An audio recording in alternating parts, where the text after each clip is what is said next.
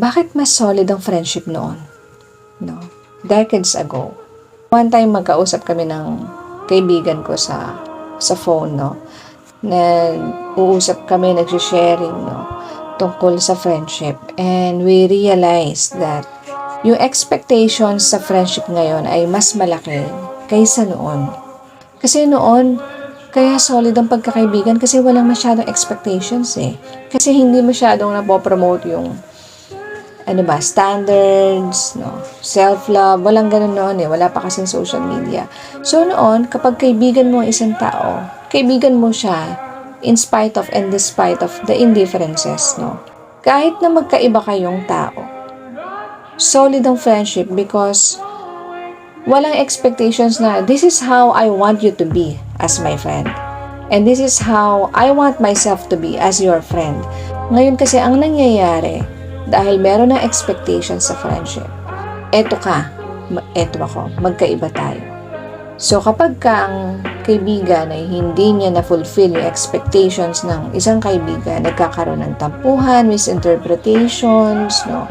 Unlike before, when you're friends with someone, you're just being there for that friend. Kahit ganun pa yung ugali niya.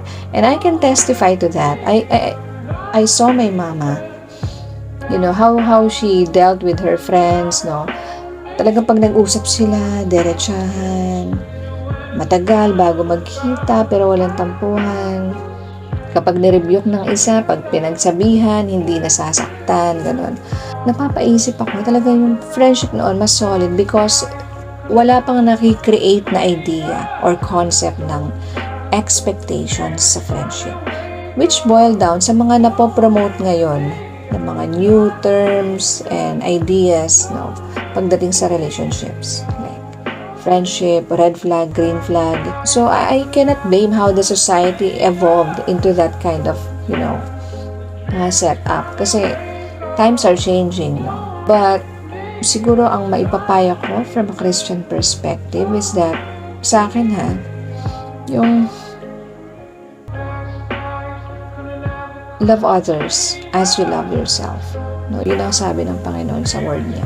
Kasi yun ang pangalawang great commandment na minensyon ng Panginoong Jesus. No? So, if you can spare an amount of grace for that person, do it.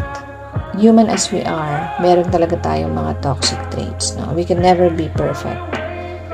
But, life is better when you have someone who loves you for who you are. And that's what Jesus did to us. No? Minahal niya tayo sa kabila ng lahat. And I think it's only an act of gratitude sa Panginoon if we will do the same sa kapwa natin.